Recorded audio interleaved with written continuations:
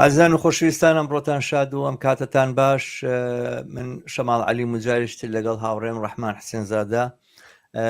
بۆ لە دیداری ئێوەیان بۆ پێشکەشکردنی بەرنامەیەکی تری ڕووداوەکانی هەفتە.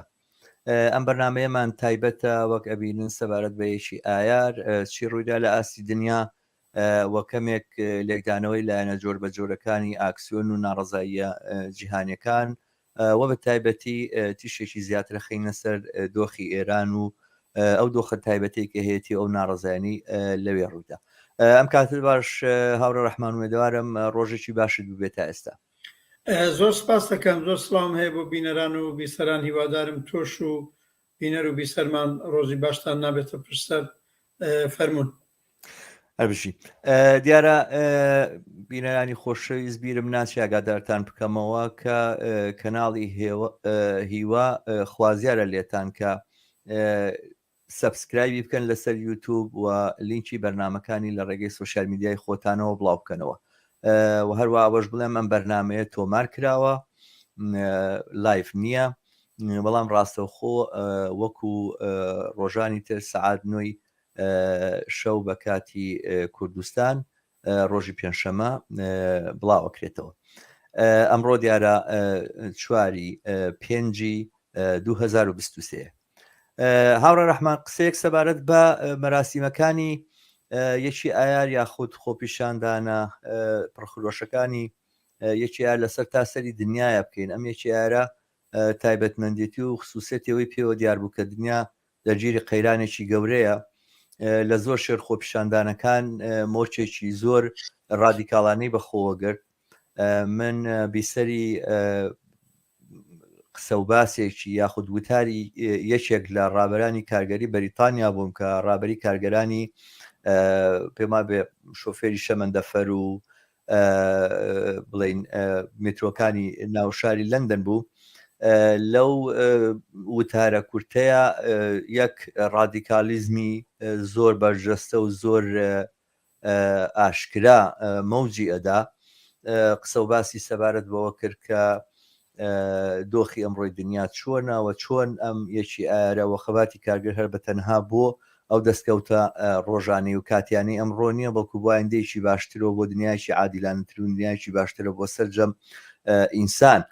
لە فەڕەنسا دەرگیریەکانی ڕۆژیەکی کێشای ئەوەی وەک گزارشەکان و راپۆرتەکان بڵاویان کردوتەوە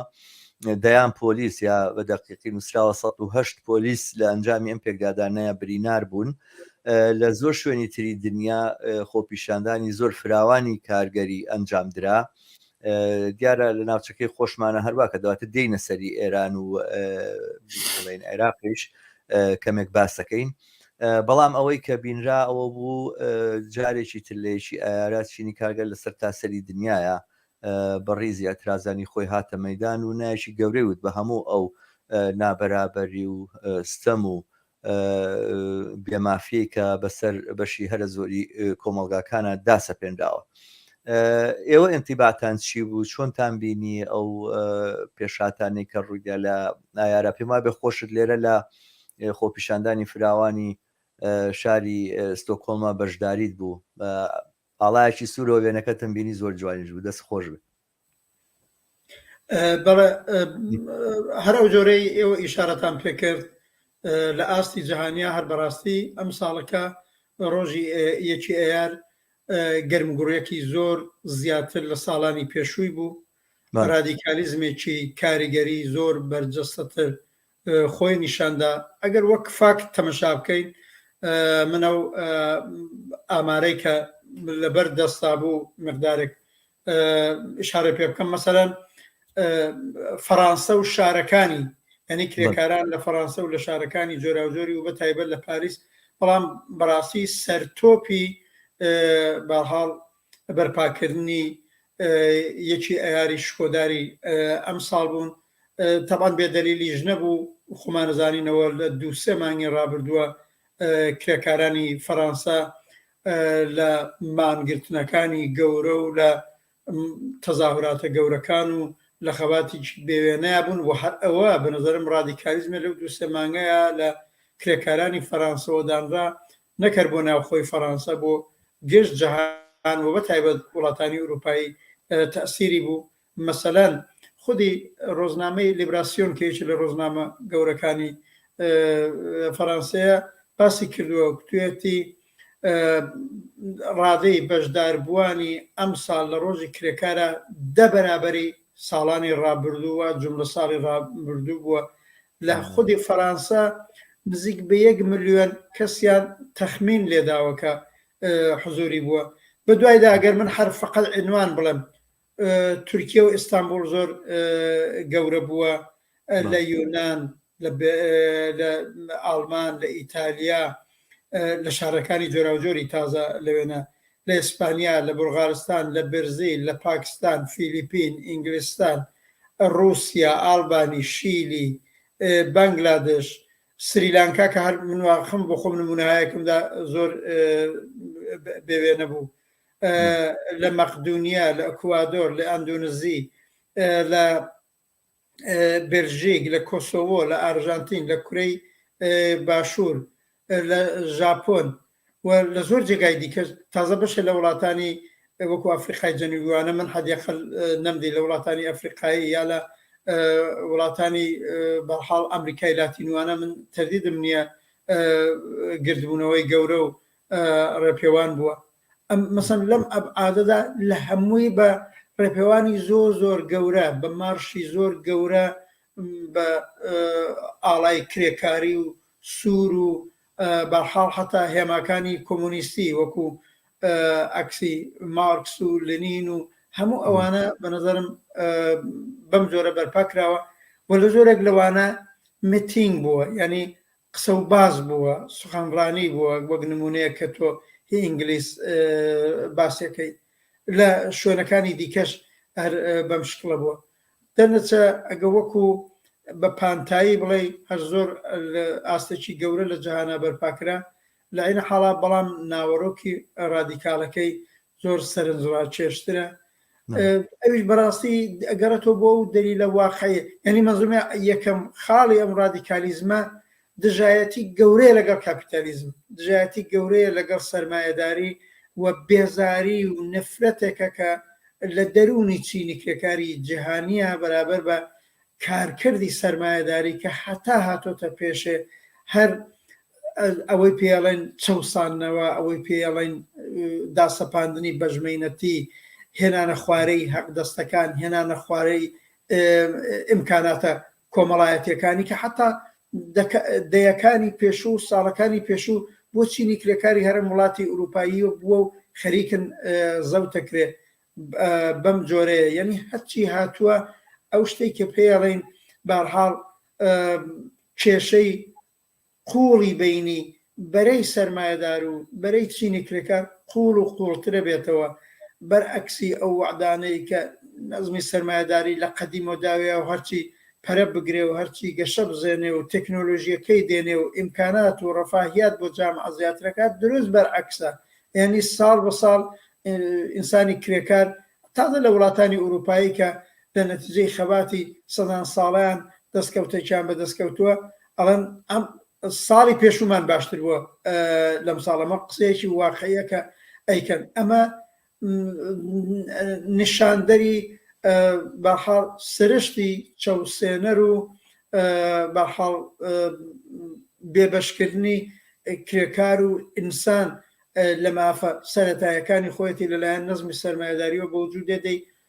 چینی کرێکار چی بۆ مێنێ غەیرەزەوەی خەبات بکە، غەیرەزەوەی یەکگرتووتر بێ، غەیرەزەوەی ڕادیکالتر بێتە مەیدان، غەیرەزەوەی ڕۆژ لەگەڵ ڕۆژ لێ ڕۆشن بێ، حتا ئەگە بێوێ حەقدەستێکی باشی بێ، حتا ئەگە بێوێ بژیوێکی باشی بێ، بەڕاستی بێ سەرمایەداری بداتە بەر پەلامار و وەلای بنێ. ئەنی ئەو ڕادیکالیزمەی تۆش ئیشارەت پێکرد ئەگەڕێتەوە بۆ ئەم واقعیەتە و ئەم قوڵبوونەوەی ئەم بربەرەکانەیە بەرەی لە بینی چینی کرێکار و چینی دەسەڵاتدار و سەرمایەدار کە هەردوو لایەن بۆ قازانج و بەرژەوەندی خۆیان خەریکن بەرچاو ڕۆشنترە بن و هەر بەو دەلیلە تونتر لە بەرابەریەکە ڕائوەستن. ئەم ساڵەکە ئەم نمونەی ڕادیکالیزمەمان زیاتر لە ساڵانی پێشوو لە چینی کرێکاری جەهانیا بەڕاستی دی لە ڕۆژی یەکی ئەیان. دقیقا هەروایە ئەو دۆخەی کە ئێستا ئەمڕۆ لە دنیاە دروست بووە بە جۆرێک ئەم شەڕەی ئۆکرانیاش کەسانێکن وازانن کە قەیرانی دنیای ئەم سەردەما بەهۆی شەڕی ئۆکرانیەوە هاتووتەکایەوە یاخود میدیاکانی بۆ ژوازی بەڕاستی ئەیانوێ ئەوە بڵێ نەگە شت گران بووە ئەگەر بێکاری دروست بووە ئەگەر بڵین هەڵاوسانی ئابووری کاریشی کردووە کە خەڵک لە پەسا کرێکیان کەمتر و کەمترە بێتەوە بەڵگەکەی ئەوەیە کە گوایە لە ئۆکرانیا شەڕە و رووسیا هاتووە ئۆکرانی داژی کردووە لە حاڵێکە حقەتەکەی ئەوەیە و ئەمە ئەم واقعێتە ڕۆژ بە ڕۆژ زیاتر لە ڕیزەکانی چینی کرێکارە بەرجەستتر و ئاشکراترە بێەوە ترم قسانە بەڕاستی بە گیرفانی بە مێشتی کەسان ناچێت کە تێگە بینن کە گیرفانی دەوڵەمەندەکان دادێ پڕترە بێت و خەڵکی کارگەر و زەحمە کێشە بێ بازی شەڕ بدەن ئەگەر شەڕە قەیرانە بۆ قەیران بۆ هەموو کەس نییە بۆ قەیران بۆ سەرمایهداران نییە بۆچی لە پەرسا ئێستا سیباقێک بڵێن چێبەرچیەک هەیە لە بینی دەوڵەتەکانە بۆی کامیان زۆرتر بتوانن بڵێن سوبسید یاخود دامی شەریکاتەکان بکەن لە بری دامی کەرەسە پێداویستە سەرەکیەکان بۆ هەژاران و ئەوانە من جۆم لە ڕئیسی سنگافورا بوو قسە و باسێکی زۆر سەرنجڕاکێشێکرد کە سنگافورە چۆن لە تیجارەتی دنیاە موقعەتێکی ئاوا هەیە کە تیجارەت وەختێک پێشەکەوێت و خەڵک پێکەوە تیجارە دەکەنەوەوانە وڵاتێکی وەکو سنگافورە سوود دەبینێەوەوانە لەو قسە باسیای باسیەوە کردی ئێستا هەموو دەوڵەتەکان بوو بۆیان چێ زۆرتر و زیاتر بتوانێت پارە بخاتە گیرفانی کۆمپانیەکانەوە چێ زۆرتر و زیاتر بتوانێت کۆمپانیەکان لە فرسەتێکا لە دۆخێکا دابنەوەوانە کە توانای گوایە ڕقابەت و بەرامبەرچیان هەبێت لەگە کۆمپانیای وڵاتانی ترە ئەڵێ بە جۆرێک مەسەلەن سکات و یاخود زەریبەی کۆمپانیەکانیان داری کردو بەلانی کەم 150 بەڵام لەو لاوە بە شێوازی تر هەمیشە لە خەریکن لە پەسا پشتی کۆمپانیەکانەگرن بانک ئیفلاسەکە لە ئەمریکاوانە خێرا باقی فدرالی ئەمریکا حکوومەتی ئەمریکا بۆی ڕاوەستاوە بۆی کاس خەزانەکانیان پڕکاتەوە ئەوەی سویسداش هەر هەماشت بەڵام وەختێکە لە گیرفانی خەڵک بەتاڵە بێ وەختێک خەڵک تەنانەت بۆ کڕینی شتومەکە پێویستەکانی ژیانی ڕۆژانەی خۆیان دەژیری کێشە و مشکلە لە جەرگەی ئەوروپا لە ناو سویدا لە ناو ستۆکۆڵما ئەمە ڕۆژانە خەڵکە بینین کە کێشەی لەم بابەتانیان هەیە و دەمەما شتێکی ئاساییە و گوایە کێشەکە کێشەی شەڕی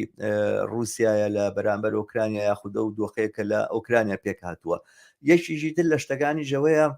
بەڕاستی چینی کارگەر زۆرتر و زیاتر و خەڵکانی زەحمەتکێش و بەشخوراو لە دنیا زۆرتر و زیاتر هەستەکەن کە کێشەکان و گرفتەکان پێویستی بە هێزێکی ئەنتەرناسیۆنالیستی هەیە بۆی بێتە مەیدان یعنی یەکی ئار لەم لایەنەوە لەم جانبەوە سمبولێکی زۆر زۆر مهمە ڕەمزێک و نیشانێکی زۆر مهمی هاوپشتی و بڵێن هاوچارە نووسی چینی کارگەرە لەسەر تاسەری دنیاە جاران ئەگەر بوترایە ناتوانین سۆشیالیزم بەدی بێن و سەرمایهداری بڕوخێنین تاکو هەمومان پێکەوە دەست نەدەینە دەستی یەک و ئەگەر شۆڕشیش بکەین لە وڵاتێکە ئەبێ وڵاتانی تر بەهانامانون بێن بێ بە سەر سەرمایهداریا سەرکەوین ئەمڕۆ مەسەلەکە زۆر بەڕوون و ئاشکرایی دیارە تەنانەت دەستکەوتێکی زۆر سادەش کە تۆ بەدەستی بێنی لە سوید بیانت بۆیە هێننەوەڵێ نەگەر ئێمە دۆخێکی ئاوا دروستکەین منافەسەمان لەگەڵ دانیمارکەکەوینە ژێرەوە ئێمە لە دانیمارکیە دۆڕێنی لەبەرەوە بێمە دۆخی چینی کارگەر بەو جۆرە لێ بکەین کە خراپترین وڵاتی ئەوروپا هەیە تێژینە ناتوانین موقعێتی کێبەرچەی خۆمان لە بازاری سەرمایهداریە بپارێزین دروست یان نادروست ئەمە نیشانی ئەوەیە کە نەک تەنها چارە نووس و ڕزگار بوون و دەرباز بوون لە سەرمایهداری بەگشتی بگرە تەنانەت ئەوەی کە دیفاع لەو نانە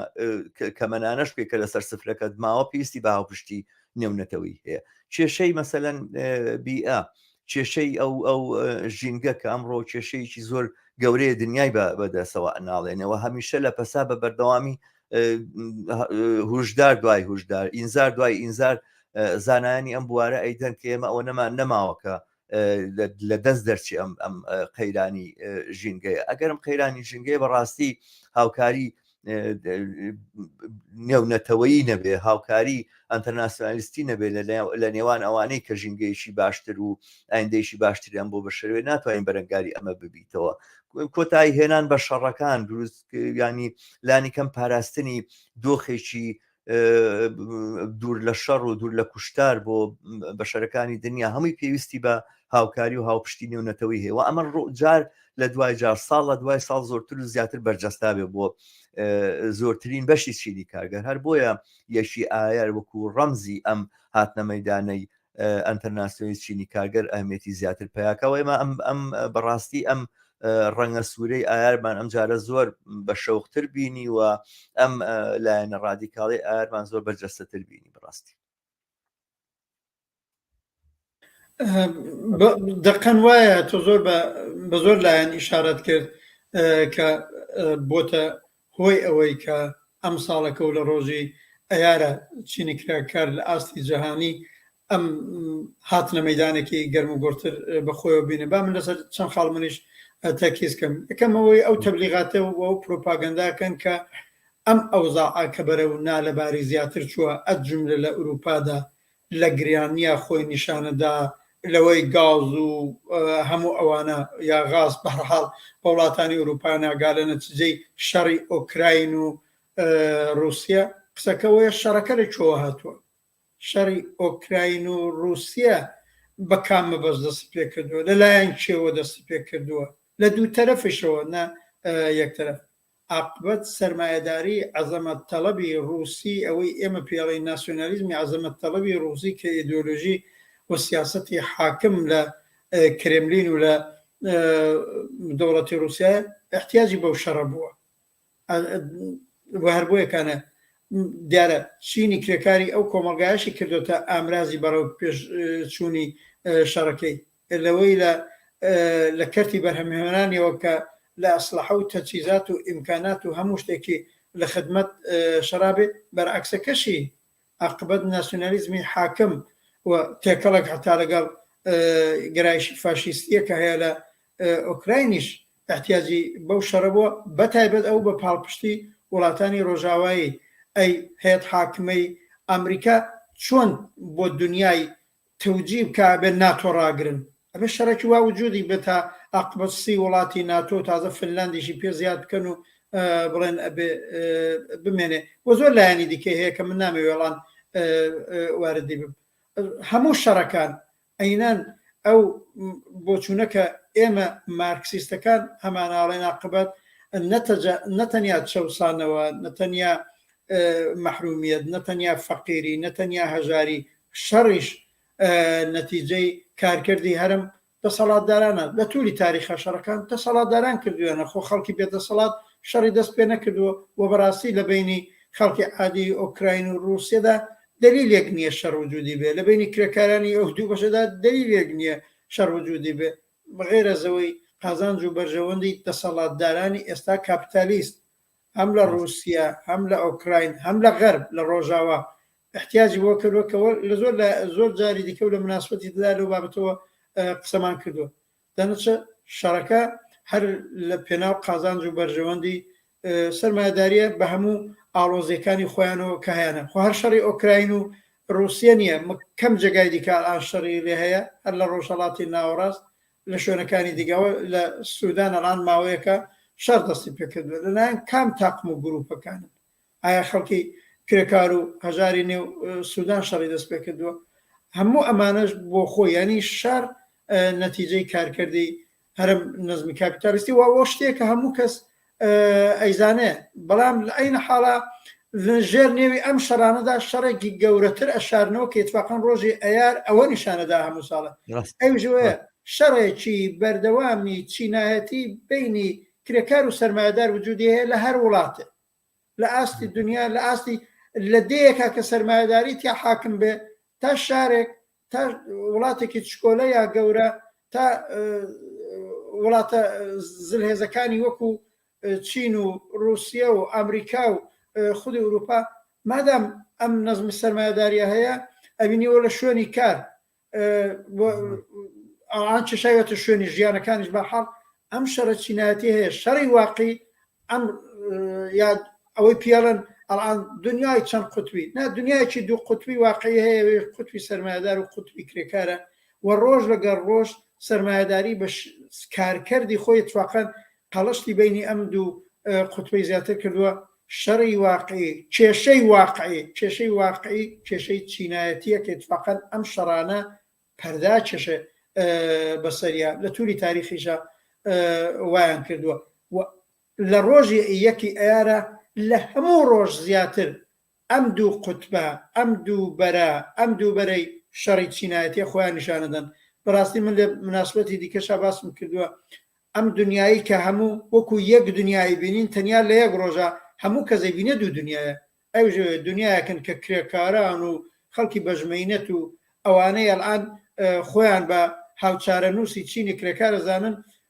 لەو جێی بۆیان کرێت دێنە مەیدان متینگەکان مارشەکان هاوارەکان ئەترازی خۆیان دەرەبڕن هەر لەو ڕۆژەدا چینی سەرمایه‌دارەکەی یاخبەت تا ئەو جێگایی بۆی بکرێت بربەرەکانەیەکا لەگەڵ ئەو مارشە کرێکاریانە هەر لە فەڕەنسا کردویانە هەر لە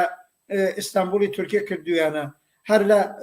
زۆر جێگای دیکە لە عێراق کە خودی تۆ شارەزاتری هەر لە بەغدا زۆر بەهێز ڕۆژی کرێکار خەڵک کۆک بووەوە ئەلارەغموی ئەنواعی معلوم بوو ئەفکاری کۆنە پەرستانەش هەر لە نێو ئەوەدا بە ئاڵاکان و خەریک و بڵاویانە کردەوە بەڵام هەیە عقبەت کرێکار و خەڵکی بەژمەینەتەکە وەڕاز بووە لە دەست نەزمی مەوجود لە هەر جێگایەکە هەیە دەرنەتیجە واقعیەتی ئەمڕۆی دنیا ئەوش ئەوەیە کە ئەم سیستمەی کە حاکمە والان لە هەموو دنیاش حاکمە ئەوێڵێن سیستمی سەرمایه‌داری گلۆبال و ئیتر لە هیچ کوێ لە هیچ کوێرەدەیەکیش نەماوە تۆ بڵێ ئیتر تازە پەیوەندیەکان وایە پەیوەندی پێش سەرمایه‌داریە نەماوە لە هەموو جێگا خبەت ئەوەی حکومەکە سەرمایه‌داریە و ئەو شتەی تۆ پێ بە دروست باسە کرد چینی کرێکار زیاتر هەست بەوە کابێ ئەنتەرنەسیۆناڵی یەکگرتووی جیهانی بێتە مەیدان بەڕاستی خودی سەرمایه‌داری وا کارەکەن ئەوانیش ئەڵان عاقبەت وەکو عەلا ڕەغمی هەموو شەڕەکانیان کێشەکانیان لێکترازانەکانیان هەرەڵان لە نمونەی شەڕی ئۆکراین و رووسیا خۆی نیشانەدا دوو قوتبی گەورەی کاپیتالیستی لە بەرابەریەکە ڕاوەساون بەڵام ئەوانیش لە زۆر لایەنی دیکەوە دەستیان لە نێو دەستێکە تۆ تەمەشای چینێک بکە کە ئەوان قوتبێکی گەورەی کاپیتالیستی و بەلحازی اقتصادی هەر ڕۆ بەرەو پێشچوونە عاقبەت ئەمریکا و وڵاتانی ڕۆژاوایی ئەساساً لە ترسی ئەم بەرەو پێشاتنی ئابووری چین بەحاڵ ئەوەی ئێمە پێڵێن هەراستیان لێ نیشتووە بەڵام پەیوەندی خودی چین هەر لەگەڵ ئەمریکا و وڵاتانی ئوروپایی لەباری ئابووری و حتا لەباری سیاسیەوە زۆر دەستێکڵاویان هەیە و هەرەوەش مانع بووە بەو ئەندازەی کە لازم بێ رووسیە احتیاجی بە کۆمەکی چین بوو بەو ئەندازەیە کۆمەکی حتا رووسیە نەکا دەوڵەتی رووسیە نەکا لەم شەڕەدا ئەوان کە ئاوا گلۆبال و جیهانی کارەکەن ڕاستە لە هەموو کات زیاتر پێویستە چینی کرێکاریش ئەو خصلەتی هاوپشتی جیهانی نەکرد بە زمان نەکرد بە تەبلیغات نەکرد بە قسە بەڕاستی لە کردەوەدا لە خۆی نیشان بدەن ئیتر ئەبێ شێوەی بۆ بینرێتەوە ئەبێ میکانیزم و ئەبزاری خۆی بۆ پەیدا بێت تەجروبەکەی بووە لە بزوتنەوەی جیهانی کرێکارە باسی ئەنتەرنەسیۆناڵی کرێکاری یەک کراوە باسی ئەنتەرنەسیۆناڵی کۆمونیستی دوو کراوە باسی ئەنتەرنەسیۆناڵی سێ کراوە باسی زۆرێک لە ئێتلاف و یەکگرتوویەکانی بینی چینی کرێکار لە ئوروپا و شوێنەکانی دیکە کراوە لەگەڵ یەکتر ڕێکخرا و سازمان لەو بابەتەوە بووە منەزانم دەورانێک ئەمانە بەرەودواوە براون بەڵام ئەوەی ئەبینرێ چاوەڕوانی ئەکرێ لە ئاستی نێونەتەوەیش چینی کرێکار بەکردەوە بە ڕێکخراوبوون بە سازمان بوون بەرەو ئەوە بچێت دەستی زیاتر بنێتە نێودەستی یەکتری با من هەر نمونەیەک بڵم هەر ئەڵان لە خەباتەکە کە کرێکارانی ئێران لەگەڵی دەرگیرن لەم هەژمان خۆشی جەماوری و شۆڕەجێرانەی بووە بەڕاستی زۆرێک لە ئێتحادیەکان زۆرێک لە ڕێکخراوەکان لە سەتی هەرم وڵاتانی ئوروپایی پشتیوانیان کردووە لە چینی کرێکاری ئێران لە خەباتکارانی ئەگەر وایە ڕەحمان با بچینە سەر دۆخی ئێران بەڕاستی ئەمە بڵێم پێشێکیشی باش بوو منیش ویستم ئاماژە بەوە بکەم کە تا لە بڵێن لە شوێنێکی وەکو لەندەن لە خۆپیشاندانی لەندەنا بە دواتر پێما بێ ئاهەنگیشیان بۆ نێوە ژێڕایە خودت مناسبەیەکیان کرد بۆ بۆنەوە ڕابرانی کارگەری کۆبوونەوە و پشتیوانیان لە خەباتی کارگەرانی ئێران کرد. بەڵام لە خودی ئێرانە چ باز بوو ئەوە کە تا هەفتەی ڕابردوو ژێمە هەر قسەمان لەسەر کرد لە 100 و چەند شوێن لە شوێنەکانی ئێران مانگرتن ڕوویدا و ئەم مانگرتنە بەڕاستی کارێکی کرد کە ڕژێم کەوتە هەڕەشەیەوەی کە بە هەزاران کارگەر لەسەر کار دەربکات گەرچی پێم وانە تا سەرڕەمەی بۆ چوو نەیتوانیوە ئەنجامی بدا. بەڵام بەرحاڵ پەنای بردووەتە بەر ئەمە کە هێزێکی زۆر گەورەی نیشان داوە تەواو هەستەکەی معادلاتەکانی ئێران ئاڵوگۆڕی زۆر جددی بەسەرا هاتووە. من لە متابعکردنی میدیاکانی فارسی زەبانەوە لە BBC-ەوە لە ئێران ئینتەرناسیۆناڵ لە میدیاکانی ترەوە ئەوم بۆ بەرجەستابێ و دەرەکەوێت تەنانەت خەڵکانی ڕاستڕە و کە هیچ ڕەبتیان بە کارگەر و بە سۆشیالیزم بە خەباتی کارگەریەوە نەبووم ڕۆ باس لە جوڵانەوەی کارگەری و خەباتی کارگەریەکەن و وایە کارگەرانی ئێران چ موقعیتێکیان هەیە چ جێگا و شوێنێکیانێوانە. وەچی تریش لەوەی کە لە ڕۆژیەکی ئارا ڕوویدا جگەلەوە کە دوو منشور بڵاو بۆ یەکێک بڕیارنامەیەک بڵاو بووە لەلایەن هەر ئەو ڕێکخراوانەوە کە پێشتر منشورێکیاندا بوو و هەردووە منشورێکی تازر لەلایەن کۆمەڵێک فعال و هەڵسوڕاوی کارگەریەوە بڵاو بووە. هەموو ئەمانە دووبارە نیشاندانەوەی پەیامی چینی کارگەر بوو بە کۆمەلگا لەم دۆخە شۆڕژێرانەیە کە لە ئێرانە پێک هاتووە کە بە ڕای من خاڵی مثبت ئەگەرچی شەڕە منشور بۆ خۆی شتێکی باش نییە، بەڵام هەر ئەوە کە منشورێکی تریش بە جۆرێک ڕۆشنتر و ڕادیکاڵانەتر داوای مجموعەی خواستی کارگەریە کاتوانە بەڵام لەلایەن ئەفرادەوە ئیمزاکراوە موقعیەتی خۆی هەیە بە هەرحاڵ شتێکی پۆزەتیفە ئەگەرچی خودی بەرامبەرچی و منشورانە کاری پۆزەتیف نین. بەڵام لەلایەکی تریشەوە لە چەند جێگە پێما بێ خۆپیشاندان و بڵێن ناڕزایی کارگەری بەڕێکە و ناخودی تارانە من بیستم گوایە لە گەڕەکی سەتارخان خۆپیشاندان کراوە لە سنا پێما بێت لە چەند جێگای من فیلمێکم بینی کۆمەڵێک بەڕاستی هەر ژنیش بوون کە یادێکی یاریانە کردەوە و وتە و بڵین شیعاری حەماسیانە وتەوە. پێم خۆشە زۆرتر باسکە دیارە حتمما متابعەکانی تۆ لە من ورترە و ڕەنگە بڵین پەیگیرتر بووبی لەوەی کە ئەو هەواڵانت دەستکەوێت. لە ئێرانە لە پێشا بڵین خودی پێش ڕۆژی یەکی ئەیار چ باز بوو بەرابەر بە ڕۆژی یەکێر هەموو ساڵە ئاوایە چونکی جمهوری ئیسلامی ئیجازە نادا کرێکاران بەڕەسمی بە عەلەنی مێتینگەکان و مەراسمەکانی ڕۆژی کرێکار بەرپاکەن. هەموو ساڵێک ئەو سونەتە بووە لانیکەم لە یەک مانگ و پێشووتر لە کۆڕ و کۆمەڵی کرێکاری لە شوێنە کرێکاریەکان حتا لە نێو لاوانی خوێندکار لە زانکۆکان لە نێو هەر ژنان کە تۆ باست کرد کە خۆیان بە چینی کرێکار هاوسەر نوێشتەزان و نزیگەزانن لە نێو کۆڕ و کۆمەڵی چەپ و کۆمۆنیستەکان بە وەسیعی بەڕاستی تر قسە و باسی گەرم و گۆڕ لە مەوردەوەی ڕۆژی کرێکار دێت، ڕۆژی کرێکار چی بکرێ، ڕۆژی کرێکار بناسێنرێ، قسە و باس لەمەوردی ناوەرۆکیەوە بکرێ، چ ئاکسیۆنێ بکەن، چ اقداماتێ بکەن، چ شعارایە بنووسن، چ تراکتێک بڵاوکەنەوە. هەموو ساڵە ئەوە بووە و ئەم ساڵیش بوو. ئەویش بە تایبەت لە چوارچێوەی ئەم فەزای شۆڕەجێڕیەی کە ئێستا هەیە بە گەرموگوڕی لە ئاستی جۆرا و جۆرە لە شوێنی کرێکاریەکانەوە بگرە، لە کۆڕ و کۆمەڵی چەپ و سۆسیالیستەوە بگرە، کۆڕ و کۆمەڵی کرێکاریەوە بگرە، لە نێو ژنانە بگرە. ئەوەی من ئاگادارم بەخشەنیش ئاگادارم و پەیوەندی ڕاستە خۆش بووە بە گەرموگوڕی باس لەوەی بۆ ڕۆژی کرێکار چی بکرێ. بە تایبەت ئەم ساڵ بە نەزەرم فەرقێکی لەگە ساڵان بووی لە ئاست کولی ئێران ئەمە بە گەرموگوڕی بوو لە زۆر شار لە زۆر محافزە کە من بۆ خۆم مەسەلەن ساڵانی پێشوو حەدیاقل ئاگادار نەبووم کە ئەم نەوعە گوتارە هەیە، ئەم نەوعە جم و جۆڵانە هەیە. ئەم ساڵ ئەدیت لە ئوستانی کرمان و خۆراسانەوە گرتوویەتی هەتا مەسەن شارەکانی کوردستان و بەتایبەت شاری سنە هەمیشە و دایم کانگایەکی گەورەی قسە و باس و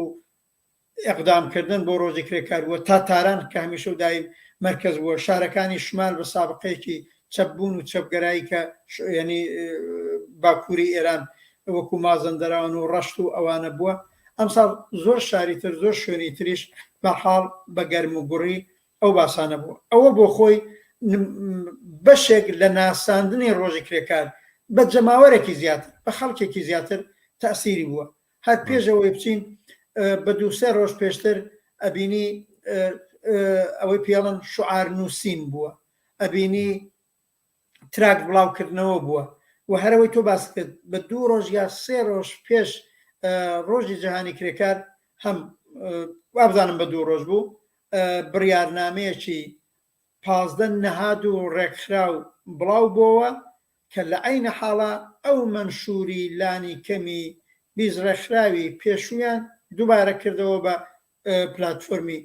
خۆیان، بەڵام هەر عینەن هاوکات بوو منشورێکی تازەش دەرهات بنێوی منشوری ئازادی ڕەفاه و بەرابەری. ئەگە پێویست بوو حتا بە جیاواز لە مەوردی ئەم منشورە تازەشەوە قسەکەین. ئەوەش دەرچوو کە لە نظر منەوە پۆزیتیو بووە و ڕواڵەتێکی زۆر چەپ و مثبەتی بووە. غەیرەزەوەی ڕێکخراوی دیکە بوون 4-5 ڕێکخراو بەیەکەوە کە مەسەلەن هینی بازنشستەکان یا خانە نشینەکان لەگەڵ ڕێکخراوی دیکە 3 یا 4 بوون، ئەوانیش بڕیارنامەی خۆیانیان بووە. هەرو نمونەی تۆ باست کرد ژنانی ئازادی خواز و بەرابەری خوازی شاری سنە بەیانەیەکی خۆیانیان بوو و هەر لە مەیدانێکیشا بە ئاشکرا چوون و لە مەیدان یا لە شوێنێک بوو خوێندویانەوە، چونکی تەسویرەکان مەجبور بوو بڕێک بگۆڕن. من لێم معلوم نەبوو ئایا لە قاعە بوون یا لە نێو هینابوون دەرەوە بێ پێچ و دەرەوە بێ، بەڵام شوێنێکی زۆر گشتی و بڵێن بەڵام پێچ و دەرەوە بێ لە ناو ئەوانە بووە. دەم نەتیجە و بەتایبەت تا گەینەیتر شەوی پێش ڕۆژی کرێکار و ڕۆژی کرێکار ئیتر لە مەسەلەن ئەوەی من ئەخبارەکە گەیشتووە لە تارە، لە ڕەش، لە ساری، لە زاهدان، لە سەنەندەج، لە بوشێر، لە کامیاران، لە سەقز، لە مەریوان و لە زۆر شوێنی دیکە هەم شعار نووسی و تراک نووسیەکان بووە و هەم بەتایبەت ڕۆژی کرێکار عقبەت لە بەعزە شوێنێک ئیجتماع بووە یا لە دەرەوە عومدەتەن لە نێو شارەکانە بووە. لە عینە حاڵا لەگەڵ ڕێگریەکانی جمهوری ئیسلامیش ڕوبەرو بوون. ئەمە زۆر مەسەلەن ئەو جۆرەی شخصەن ئینتزارم بوو بانگەوازشمانەوە بوو بە پێی ئەم هەرومەجی شۆڕەجارانەی بوو لە ڕۆژی کرێکارە ئیجتماعاتێکی گەورەتر بکرێ، ڕەنگە لەو ئاستە نەبوو، بەڵام ئەوە لەوە کەم ناکاتەوە ئەم ساڵ باسی ڕۆژی کرێکار خواست و ویسەکانی کە لە ڕۆژی کرێکار مەترح بێت بە بڕیارنامەکانەوە بە بەیانیەکانەوە بە شعارەکانەوە بە تراکتەکانەوە کە نووسرا بوون یا لە زۆرجێ بڵاوکردنەوەی شیرینی لە شوێنە کرێکاریەکان یا حتا لە نێو شوێنە مرکزە سەنعەتیەکانی مەسەلەن پیانەڵان شارێکی سەنعەتی لە سنە یا لە شوێنەکانی دیکە بڵاوکردنەوەی شیرینی بە ڕۆژی کرێکار زۆر باو بوو. ینی ئەوەی پێڵێن ڕۆژی 11 ئوردیبێژ لە ئێران یا ڕۆژی 1 مەی کە بوو بەڕاستی گوتاری ڕۆژی کرێکار و قسە و باز لە ڕۆژی کرێکار هەم لە نێو خۆی کۆمەلگاکە هەم لە ئاستی مێدیای فارسی زمان زۆر بەرجەستە بوو. لایەنێکی دیکەەوە بوو ئەوەی تۆژ ئیشارەت پێکرد مێدیای وەکو ئەم تەلەڤیزیۆنی ئیران ئینتەرنەشناڵ و نازانم دەنگی ئەمریکا و خودیان BBC ئەوانە ئیتر لە پەستا میزگردیان تەبدیلەدا و لەگەڵ بە قەول خۆیان فعالینێکە بڕێک سەریان دەرەچوو لە مەسائلی کرێکاری یا ڕاستەخۆ لەگەڵ بەعزە کەسێک کە فعالی هەڵسوراوی کرێکاری بوون قسە و باسییانە کرد. ینی تەسیراتی ئەم ئاڵ و گۆڕە شۆڕە جێرانەی حەوهەژمانگا کە هەمویان ئەزانن کرێکار نەقشی تیا بووە، چەپەکان نەقشیان تیا بووە، ئەم ساڵەکە زۆر زیاتر خۆی نیشاندا حتا لە ئاستی ئەم مێدیای فارس زمانەدا کەیتر حتا ڕپۆرتاژایەکی ڕپۆرتاژایەکیان لە مزاهرەکان لە وڵاتانی ئوروپایی بۆ نمونە مەسەڵەن هەرم تەلەڤیزیۆنی ئیران ئینتەرنەشناڵ ڕپۆرتاژێکی زۆر پۆزیتیوی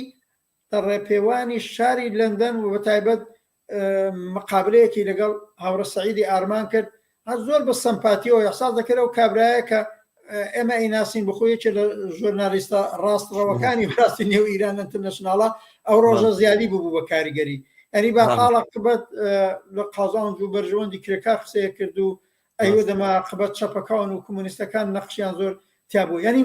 ئەمانە هەموو لایەنی ئەوە بوو کە ئەم ساڵەکە ڕۆژی کرێکار بەرجەستەکەی زۆر زیاتری لە فەزای سیاسی ئێرانە بوو کە بە نەزەرم ئەویش بەرهەمی هەرە و خۆشی شۆڕەجێرانەی ئەو هەژمانگەیە جێگاو شوێنەکە چینی کرێکاری ئێران لە ئاڵوگۆڕەکانە هەیە ئەو نمونەی تۆ باسط کە زۆر مهم بوو من لە بیرم چوو دروست یەک هەفتە پێش ڕۆژی جیهانی کرێکار زیاتر لە 110 مرکزی پەیمانی گاز و نەوت و پترۆشیمی لە مانگرتنا بوون و تا ئێستاش ئیدامەی هەیە ئەوەش بۆ خۆی تەسیراتی زۆری بوو کرێکارانی هەفتەپە لە 70 ڕۆژ لەوە پێشەوە لە ئەترازی جۆرا و جۆرا بوون چونکە هەفتەپە بۆ خۆی دەنگێکی گەورەی هەیە لە نێو بزوتنەوەی کاریگەری ئێراندا ئەمانە تەسیراتی زۆری بوو لە زۆر لایەنەوە تەمەشایەکەی ڕۆژی کرێکاری ئەم ساڵەکە زۆر بە بەرجەستگی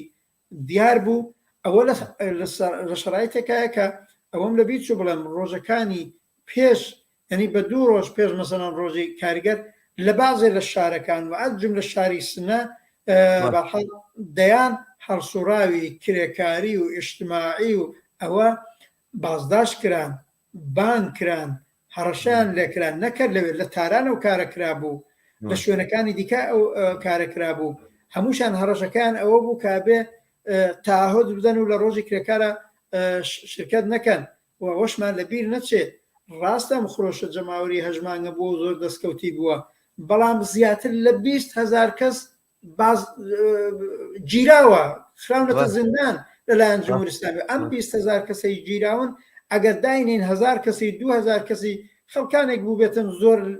لە ئاستی هەڵسوراوی سیاسیانە بوو بێتن بەڵام بەڕاستی بەخێکەیان بە 70,000 کەسیان هەڵسوراوی خەباتکاری یان نێو گەڕک بوون یان نێو زانکۆ بوون یان نێو مامۆستایان بوون یان نێو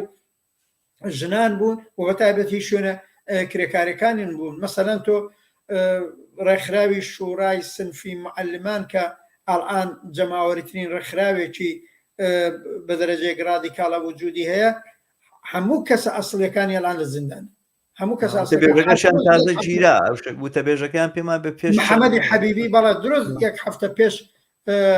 یا هەفتە دە ڕۆژ پێش ڕۆژی کرێکار گیراوەتەوە ئەڵان لە زیندانە نەتەنیا ئەو 18 کەس لە هەڵسوراوانی خەباتکاری سیاسی و کرێکاری هەستان چوون سەردانی ژن و مناڵەکەی ئەویان کرد هەر لەوێ هەمویانیان دەستگیر کرد ئەڵانیش لە زیندانیان یعنی ئەم زەبر و زەنگانەش بووە لەم فەزایەدا من ئەگەر کورت و پوخت پیڵێم ڕۆژی کرێکاری ئەم ساڵ هەرچەند ئاستی ئیجتیماع لە نەزەر منەوە کەم بوو لە ئاست پێویست نەبوو بەڵام ئاستی جم و جۆر ئاستی تەبلیغات و قسە و باز لە مەوردی ڕۆژی کرێکار ئاستی ئێقدامهای ڕادیکاڵ ئەو نمونەی تۆ باس کرد بەرەو ئێوارە شەو چوو نەکرد لە گەڕاکی سەتارخان لە چەند شاری دیکە لاوان کەیتر یا لە بنەماڵی کرێکارین یانە خوێندکارن ناقبەت بە شعاری مەرگ بەر ستەمگەر درود بەر کارگەر لە تاران و لە شوێنەکانی دیکە هاتنە مەیدان دەرنەچە جمهوری ئیسلامی زۆری لە ئاستی کۆمەڵایەتیە بەرجەستەیەکی زۆری پێوە بڵێ لە ئاستی کۆمەڵایەتیە کۆمەلگایە با بڵێ نەک لە ئاستی کۆمەڵایەتیا وەکو جوڵانەوەیەکی کۆمەڵایەتی جەماوەری توودەی نەڵێن بەڵام لە ئاستی کۆمەلگایە یعنی ڕۆژی کارگەر بوو بە باس و خواستی هەموو کەس هەر لەگەڵ ڕۆژە شتێکی هەبوو بۆ وتن سەبارەت بە دۆخیێران و ئەوانە وایە قسێک لەسەر کارگەر و لەسەر ناڕزایی کارگەری و لەسەر ڕۆژی کارگەر بکە بەڕاستی نەیەتوانی ئەو مۆزوعات تێپەڕێنێ بەڵام ڕاحمان من شتێک سەرنجی ڕاکێشام لە ئێرانە ڕۆژی مامۆستایان دوی ئایارە یاخود پێکی ئایارە تێکەڵ دوی ئایارە بڵێ ئەو بەیاننامە و ڕاگەاندنانەی کە بڵاوە بۆ نووسرا بوون کە بە بۆنەی یەکی ئایار و ڕۆژی مامۆستایانەوە بە جۆرێک تێکەڵیان تێکەڵەیەکیان کردبوو لەم دوانە کە دەمجان کردبوون لەگەڵ یەکتراوانە زۆر باشە بەرحاڵ ئەمەی کە ئێستا لەم بەرجەستەیە بینرا و ئەم جێگا و شوێنەی چینی کارگەر بەرجەستە بوو دەرکەوتووە بەڕاستی دەگەر ئێمە بێن بگەڕێنەوە بۆ 3-4 ساڵ لەمەوە بەرەوەوانە بە هەر کۆمونیستەکان و سۆشیالیستەکان بوو لە ئێران ئەیانزانی کە چینی کارگەر بوونی هەیە بەڵام ئەم دۆخە تازەیە و ئەم دۆخە شۆڕجێڕانەیە نیشانیدا ئەو بەو ئەندازەیەی قسێکی کۆن هەبوو اقتصاد و سیاست لەگەڵ یەکترا نزیکە بنەوە چونکە لە ڕووی اقتصادیەوە تۆ تەحولاتێکی زۆر گەورە لە کۆمەلگایە ڕووی داوە ینی کۆمەلگا بە کارگەری کراوە پرۆلیتاریزە کراوە ینی کۆمەلگای ئێران جمهوری ئیسلامی ئێران وەکو هەموو وڵاتەکانی ترە هەر ئەوان نین ینی لە هەموو جێگایەکی ترا چینی سەرمایه‌داری ئەم سەردەما کۆمەلگای پرۆلیتاریزە کردووە ینی بەشی زۆری زەحمەتکێشانی خستۆتە دۆخێکەوە کە ئاواتە خواز بن بەوەی کەوا ببن بە کارگەر ینی کارگەر ئیتر ئەمڕۆ جۆرێک لە زۆر شوێن پێڵێن چینی ناوەند وای لێ هاتووە کە بە چینی ناوەند مەشهورە بۆی کە کاری هەیەەوە ئەتوانێت کارکاو موچەی بڵین سابتی هەیە زانی هەموو مانگێک ئەو موچەی دەسەکەوێتوانە بە جۆرێک لە باقی تۆژە زەحمەت کێشەکان دۆخێکی مناسبتر و باشتری هەیە بەم معنایە من مەبەستمەوەیە کە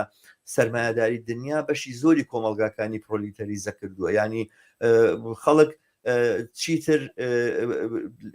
هیچ چوارچێوەیە کە تاوانی کە زووتر پێمانەوتن وردە بۆ ژوازی و بەسان من بیرم دێمە خوێنکار بن بە خوێنکارەکانیانە وردە بۆ ژوازی نازان بۆ چێمە وردە بۆ ژوازی بوو ناوایان پێوتینان و دەمانە وردکە بۆ ژوازین ئێستا خوێنکار بۆیە ئەخوێنێ بۆ ئەوەی کە ئەگەر فرسەتی بوو بێ بە کارگەر ئەگەر بۆی ڕووبلوا بێ بە کارگەر ئەگەر دامەزرا بێ بە کارگەر ئەژنابێ بە بێکارێک چێتە ناو لەشکری بێکاری کۆمەلگا و چاوەڕوانێ بزانن کەی ئەم سیستەمە لایەشی خێری لێ کاتەوە و جێگایەکی پێدا کە ژیانی لێ بکڕێت و پارێزی دووبانەوەی پێ ببەخشیەوەوانە ئەم دۆخە کە دروست بووە وای کردووە کە لە ڕووی ئابووری لە ڕووی اقتصادی ئەوە سقلی چینی کارگەر زۆر گەورەتر و فراوانترە زۆر کەس هەن حتا لە ناو چەپەکان و کۆمونیستەکانیش زۆر جار دێنە سەر مەسایلی چین کارگەر و ئەوانە باسەکە ناو کۆمەلگا تەبەقاتێ نەمان تیوریانە کۆن و ئەوانە بەڵام بڕ لە حقەتەکەی ئەوەیە ئەم تیوریانە زۆر زیاتر لە جاران ڕاستن و زۆر زیاتر لە جاران بەرجەسەر هەر لەو جێگایی کە اقتصاد و سیاست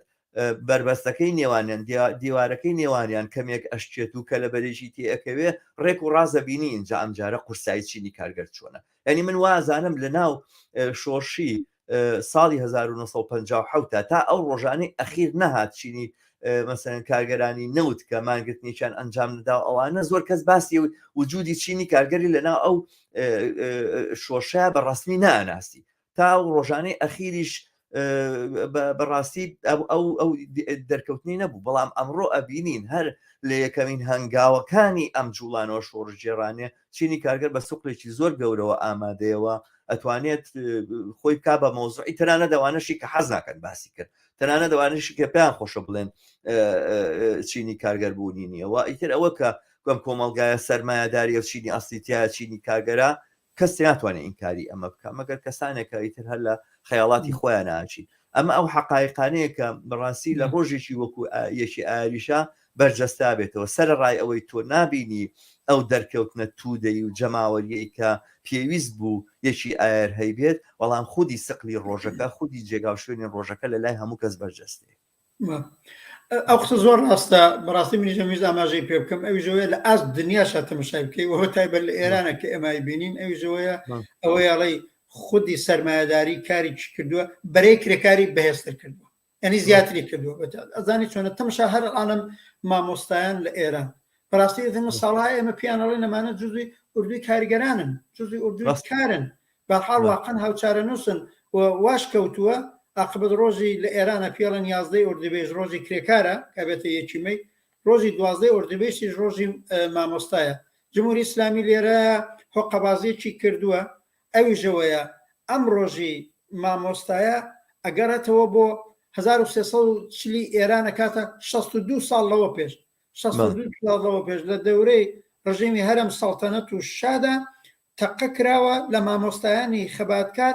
مامۆستایە کەرە وەختە گیانی بەخت کردووە نێوەکەشی مەشهورە ئەم لە حەزە من لە بیرم نەماوە لەو ڕۆژەوە خودی مامۆستایان ئەو ڕۆژیان کردو بە ڕۆژی مامۆستا و ڕۆژی معلم لە ئێرانە جمهوری ئیسلامی وەختی هاتە سەرکار ئەو ڕۆژە ئاخوندێک بەنەوی متەهەری کوژرا کەڵانی کوڕەکەی ماوە جاجار نوێنەرە لە پارلمان و شتیانە قساکە ئاخوندێکی کۆنەپەرستی هاوچارە نووس لەگەڵ خومێنی بوو هەر لەو ڕۆژایەوە بزانم ترۆرکرا گۆڕیوێتی بەڵام مامۆستایانی ئێران کە ڕۆژی معلم یادیەکەن و ئەیکەن بە ڕۆژی خەباتی خۆیان ئەگەڕانەوە بۆ سەر و تاریخە کۆنەکە و تاریخی 62 ساڵ لەوە پێش ئەوە بوو ساڵی پێش و خودی مامۆستایان زۆر وشیارانە وتیان ئێمە مەتینگ و کۆبوونەوە و یاترازەتەکانی خۆمانە گوێزینەوە بۆ ڕۆژی یەکی ئەیار مەجاریاندا کرێکارانی لە ڕۆژی یەکی ئەیارە لەگەڵیان هاوشان بن ئەم ساڵەکەش هاوجەهەتی و هاوقەدەمی زیاتریان بوو ئەشیان توانی زیاتر وا بکەن هەروەگە و نمونەی پارەکە تکرارکرێتەوە ئەوە نەکرا هەردوو ڕۆژەکە بوون بەڵام هەرەوەی وتر لە بازجەیەک بەیانی هاوبەش بڕیارنامەی هاوبەش بەم شکڵە بوو هەتا لە ڕۆژی کرێکاری ئەم ساڵە خاننشینەکان لە زۆر جێگا اجتماعاتی خۆیانیان کردو من لەبیرم چوو لە بەشیە پێشوا باسی بکەم دەرنچە دقیقەن ئەوە وایە ئەلان تۆ کۆمەلگای ئێران تەمەشاکەی هاوچارە نووسەکانی چینی کرێکاری ئێران زۆر زیاترن تا 10 ساڵ پێش زۆر زیاترن تا سەردەمی ساڵی 1970 شۆڕش ئەنی دروست بەرعەکسی ئەو تەبلیغات و پرۆپاگەندەی ئەو چەپی پەشیمان لە ڕابردووی خۆی و کەیانوت کرێکار بەرەو کەمبوونەوە ئاچێ و ڕۆڵی نامێنێ و خەباتی چینایەتی تر ئەو هینەنە دروست بەرعەکسی لێ هاتووە بۆ خودی سەرمایه‌داری وای کردووە خودی سەرمایه‌داری و سیستمی نظامی کارکردی چاوسێنەربوونی داسەپاندنی فەقر و بێ ئیمکاناتی مەسەلا ئان کە حەق دەستی کرێکار لە ئێرانە 5 قات ژێر ئەوەی پیاڵن خەتی فەقردانن فەورەن کاردانەوەی لەسەر مامۆستایان هەیە لەسەر معلمان هەیە لەسەر پەرستارەکان هەیە لەسەر خانەنشینەکان هەیە ئەلان واقعاً ئەوەی قەدیم پێمانەوە وردە بۆژوازی ناڵم هەر نەماون بەڵام ئەوەی مەسەنە وردە بۆژوازی ئێرانی پێوترا بەنسبەت ساڵ بەشی زۆریان پەیوەست بوون بە چینی کرێکە بەشی زۆریان عقبەت یا هاوچارە نووسن یا هاوتەرازن ئەلان من ئەوەم بەدەیان فاکت هەیە مامۆستا هەیە ئەچێ مەسەنە ئەگەر 6 ساعت دەرسەڵێتەوە مەجبورە 6 ساعتی لە ڕۆژەکە کرێکاری بکە بۆی بژینی خانەوادەکەی تامینکە یعنی لەسەرەوەی کرێکارە یا معلمە هەردووچیانە هەم مامۆستایە هەم کرێکارە مەجبورە دوای مامۆستایەکەی بچێ تاکسیڕانی بکە بۆی بژیوی خانەوادەکەی تامینکە ئەمە لە ئاست جەهانیە وا بووە لە ئێرانی شاوا بووە و غەیرەزەوە لە 10 ساڵی ڕابردووە ڕۆڵێکە چینی کرێکاری ئێران بە مانگرتنەکانی بە خەباتەکانی ینی لەو ئاستەدا مەسەلەن تۆ پێش دەیمانی 96 پێش ئابانی 98 بەحاڵ ئەدی خەباتی کرێکاری ئەو یەکەمین خەباتەیە کە لە مەیدانایە و ئەو هەلو مەرجەی دروست کردووە کە ئێستا خۆرەشە جەماوەریش بەوجود بێ هەرم خۆرەشە جەماوەری ئەم هەژمانگە زۆر جارە قسە پرسراوە ئێستا چینی کرێکار وەکو چینی کرێکاری نێو کارخانەکان بە ساوی بە تەواوەتی پەیواز نەبووە ڕەنگە حەقیقەتێکی تیابێت بەڵام لە عین حاڵاگە تەمەشاکەی تەزاوراتەکان تەمەشاکە بەشی زۆری خانەوادی کرێکاری لەو تەزاوراتێشەکە خەباتی گەڕەکەکان تەمەشاکەی بەشی زۆری ئەو خەباتانە لە گەڕاکە کرێکاری و زەحمەت نشینەکان کە بۆ خۆیان گیان بەخشەکان ئەوانەی کە لەلایەن ئەوانەی گیانیان بەختەوە بەدایان سەرنجڕاکێش و بەلامەوە بینیم یەکێک لە چەپیش نییە و کۆمونیستیش نییە لە تەلەڤیزیۆنی BBC-ەوە باسی کرد ئەی مەسەلەن نیکا شاکەرەمی و مەسەلەن ئەوەی ئەو کچانە کە کچن تەمەنیان کاریان کردووە کارگەر بوون لە کافێ شۆپێکە کاریان کردو بۆ کارگەری نانی ئەبینیت کە ئەوانەی قوربانیان داوە ئەوانەی جانیان بەخشیوە لەم ڕوبەڕووبوونە چینی کارگەرە بەشێکن لە چینی کارگەر بەڵام ئەوەیە وەکو ئەوەی کە باسەکری لە ناو کارگەوە هات بێتنە دەرەوە بە خۆ پیشاندانەوە ئەوانە بەم جۆرە نەبووە و ئەمەش دیارە پەیوەستەی تەرازوی هێزەکە بچینە لە ئایندەیەکی زۆر نزیکە ئەوەش ببینین و زۆر بەرجەستێژ هەم تەرازوی هێزە هەم چەند سەرنجمان بۆ سەر شادەڵان کۆتایی بەرنامەکەشمانە ئەگەر بەرەو نەتیجێکی ئەمە ئەوەمان پێڵێ چینی کرێکاری ئێران بەرحاڵ کۆمەلگا ئازانەیە بێ ڕۆڵێکی گەورەتر بنوێنێ ڕۆڵێکی خەباتکارانەی سیاسی ڕابەر لە خۆی نیشامدا و بۆ ئەوەی ئەوە بکە هەم اتحاد و ئینسجامی دەرونی خۆی زیاترەوێ یعنی چۆن لە شەرایطێکە کە ئیجازە نادەن ڕێکخراوە جەماوەریەکانی خۆی بەبێ دوودڵی بەوجود بێنێ. ئەلان وەختی ئەوەیە ڕابەران و پێشڕەوانی کرێکاری هەموو شوێنە کرێکاریەکان کە واقعان یەکتریە ناسن پەیوەندی لەگەڵ یەکتری، ینی ئەوەی پێڵێن شەبەکەی ڕابەرانێکی یەکگرت و دەست لە ناو دەست یەک بۆ تەعینی داخواز، بۆ تەعینی تاکتیک، بۆ ئەوەی چۆن بێنە مەیدان، لەکوێ پێشڕەوی بکەن، لەکوێ پاشەکشە بکەن. بەحاڵ ئەمەزا هەر ئەم منشورانەی کە دێ بۆ خۆی ئەتوانێت پەرچەمێ بێ پلاتفۆرم و بەخشەنیش بووە، مەسەڵەن ئەو بیزنەهاد و ڕێکخراوە بە دەرەجەیە هەماهەنگ بوون و ئەو منشوری لانی کەمەیاندا کەڵان جارێکی دیکە هەر لەو 15 دووبارە ئەویان داوەتەوە کە من بۆ خۆم واقعان ڕەخنەم هەیە بۆ ئەو لە 20ەوە بوون بە 15 بۆ نەبوو بە 25 بۆ نەبوو بە 30 یا با هەر لێرە قسێ بکەم یا ئەم منشورە تازەی کاتوە منشوری ئازادی ڕەفاه بەرابەری ئەویش لە نظر ئێمەوە مثبەتە، ئێمە وەکو حزبی حکومەتی پێمان مثبەتە، بەڵام بەڕاستی لە فۆرینش پرسیارەوە دەی ڕابەران پێشڕەوانی چ ئەوانەی منشوری ئازادی ڕەفاه بەرابەریتان نووسی، چ ئەوانەی هیلانی کەم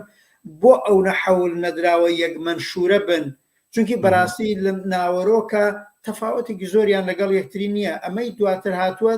دقیقاً چونکی دیوێتی بەعزە ڕەخنەیە لە منشورەکەی پێش و گیراوە، مەسەلەن ئەوەیە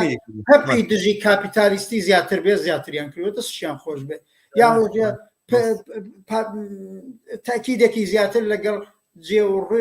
جێگا و شوێنی چینی کرێکار و خەباتی کرێکاری بکەن دەستیان خۆش بێت، بەڵام ئەکرا دووبارە هاوخەبات بن دەرنەتیجە هاو منشور بن. منیش وەک تۆڵی شەڕە منشورم پێ باش نییە، بەڵام ئێستا لە ئاستی سیاسی ئێرانە منشوری لانی کەم هات کاتی خۆ پشتیوانیمان لێ کرد، ئەم هەمایشەی بۆ بەرپاکرا کاری باش بوو و هەر ئەوە ڕێگای خۆش کردووە ئان منشوری ئازادی ڕەفاه بەرابەری هاتووە، ئەوی بە نظرم پۆزیتیوە. بەرحاڵ ئەلان بە چه دەلیلێ خۆیان لەوێنە بە ئەندازەی کافی هەماهەنگ نەبوون یەک منشورە بێ، بە نظرم کۆمونیستەکان و چەپەکانە بێ هەردوو منشورەکە وەکو دەستکەوتێکی بەرەی چەپی و بەرەو کرێکاری زەحمەتکێشی ئازادی خواز و بەرابەری خوازی ئەو کۆمەلگایە تەمەشا بکەن و حمایەتیان لێ بکەن. ئەوی لە شەرایطێکە کابینین بەڕاستی ڕاستەکان لەسەر لێ شێواویە، نە منشوریان برێوی ماوە، نە ئێتلافەکانیان ئەڵان برێوی ماوە، خەریکن خۆیان سازەدەنەوە، نابێ خۆش خەیاڵ بین، خەریکن خۆیان. ئەڵان مەسەلەن ڕەزا پەهلەوی کە لە کۆنفرانسی جۆرجتاون چۆتە دەرەوە ئیتر بەبێ ڕاڕایی گەڕاوەتەوە کە هەموو پایە کۆمەڵایەتەکەی خۆی کە سەڵتەنەت تەڵەب و مەشروتە خواز و دەستە ڕاستی و فاشیستیان تیا ڕێکیان بخە و ئەو کەن بە نمادی خۆیان جمهوری خواز بڕەکسەر لە شێواون خەریکن خۆیان ڕێکە خەنەوە. فدرالیستەکانی کوردستان تووشی دوو لەکترازانە کاتوون ئەوەی ئاگادار بن خەریکن برینەکانیان ساڕێژەکەنەوە بۆ دژایەتی دووبارە لەگەڵ کۆمەلگا، بۆ دژایەتی لەگەڵ کرێکار، بۆ دژایەتی لەگەڵ ئازادی خواسی، لەگەڵ ئەم جوڵانەیە کە دروست بووە بۆ بڵێن سەربەنیزکردنی ئەم جوڵانە شۆڕژیرانی کە پێک هاتووە دژە شۆڕشن بەڕاستی. زۆر باشە ڕاحمانجان، من دەست خۆش بە وەختی بەرنامەکەمان نزیک بە تەواو بوونە، بەرحاڵ باسی تریش زۆرە بیکەین لەم بابەتەوە، بەڵامی من یەک دوو قسە هەیە لەم کۆتاییە بیکەم. ئەویژەوەیە بەڕاستی بۆ ئەوەی چینی کرێکار ئەو ڕۆڵە واقعی خۆی نیشامدەوە و ئینتزارەی لێ کێشرێت لە دڕی ئەمڕووداوە سیاسیران نەخرێکی ڕابەر بنوێنێ، یەکەمە بێت تێک پۆشێ ئەو ڕابەرانەی ئینسجامێکی زیاتر لەنێو خۆیانە پێک بێنن. دوو ئینسجام پەیوەندی و یەکگرتووی ڕابەرانی کرێکاری لەگەڵ خەباتی کۆمەڵایەتی دیکە، هینی ژنان، هینی لاوان، هی زانکۆکان زۆر زۆر مهمە. لە این حالات من پێم وایە بەرەوەچین پێ بپێ تەوازن قواکە ئەگۆڕێ دەرنەچێت مەجال ئەکرێتەوە لە شوێنە کرێکاریەکان لە هەر شوێنێکرێ ڕێکخراوە جەماوەریەکانی کرێکاری و حتا جەماوەری لە گەڕەکان لە هەرچکوێ پێک بێ ئەو بۆشای بێ. و نەهایەتەن لە سمینارێکی شاکە ڕۆژێک دوو ڕۆژ پێش ڕۆژی کاریگەر هەیە لێرە لە شاری سوێد بەرگوزارمان کرد، لەوێش باس کرا لەوێ باس کرا لەلایەن بازە هەتا لە هەڵسوڕاوی کرا کە کاران لە نێو خودی کارگەرانی ئێرانە هەر لە نێوە لە داخل باسەوەیە کە احتیاجیان بە حزب هەیە، بە حزبی کاریگەری خۆیانیان هەیە. من هەر لەوێنە قسەکەمەوە بوو زۆر چاکە چەپ و کۆمونیزم ئێران لە دوای ساڵی 79 یەکێ لە دەستکەوتەکانی و یەکێ لە نەتیجە گیریەکانی ئەوە بوو چینی کرێکاری ئێران حزبی کۆمونیستی خۆی ئێمە پێی خۆمان وەکو مارکسیزمی شۆڕەجێڕ وەکو کۆمونیزمی کاریگەری بەهەزکردن بەو نیازە بووە حزب کۆمونیستمان دروست کردووە حزب کۆمونیست کاریگەریمان دروست کردووە وەڵام حزب کۆمونیست کاریگەری حکومەتی سێمە قسەکەمەوە بوو ڕابەران و پێشڕەوانی کاریگەری لەم ئاستەیە بن کە بڵێن حزبیان پێویستە بۆ پێشچوونی خەباتیان زۆر هەنگاوێک کردو لە پێشە جا ئەوەختە چاو لێ بکەن یا لەنەوە ئەم حزبانەی هەنوو ئەجم لە حزبەکەی ئێمە بێن انتخاب بکەن دەستمان بنینەوە دەستێک ئەو حزب بکەن بە حزبی خۆیان بۆ پێشچوونی خەبات یان نا ئەگەر واقعاً پێیان وایە ئێستا کونێمە جواب دەرەوەی تا لوتفەن ئەوان حزبێکی کاریگەری و سۆسیالیستی بەوجود بێنن بەڕاستی ئەگەر جوابدارەوەی نیازەکانی خەباتی شۆڕەجێڕانەی کرێکاری ئێستا بێ سێودوو حزبیە ماچێت دەسەنێتنی و دەستیان وەڵە زۆر چاکەوەرن با بەیەکەوە کار بکەن بەرحەڵ دەنەچە منزورمەوەیە ڕێکخراوبوونی زیاتر ئینسجامی دەرونی لەعین حاڵە بەرچاوڕۆشنی زیاتر کە خۆشبەختانە وجودی هەیە ڕێکخراوە جەماوەریەکان و نەهایەتەن متتەکیبوون بە حزبێکی کاریگەری و کۆمونیستی کە لەم ئەوزاعەدا بتوانین ئاڵوگۆڕی شۆڕەجێڕانەی ئێران ڕابەری بکرێ ئەمە ئەو کردەوە ئەو کارانەیە کابێ وەکو کرێکارانی سۆسیالیست و وەکو چەپ و کۆمونیستەکان بە ئێستەقبالیەوە بچین زۆر باشە دەست خۆش ئاورە ڕەحمان بەرحاڵم باسە ئەوێ لێرە وای پێبێنین بەڵام سەرەداوی مەجموعی باسی زۆر گرنگت و ڕژانێشێک لەوانە تا حەزب و حیزبیەتە من پێشنیارەکەم لێشێک لە بەرنامەکانی داهاتوومانە بەتابێت لەسەر ئەم مەوزوع قسە بکەین ڕابگۆڕینەوە بزانین ئەگەر میوانی تریشمان پەسەند بوو لە لامانیان لە لای خۆیان هەر میوانی ئەم بەرنمەیەمان بن و پێکەوە سەبارەت بەم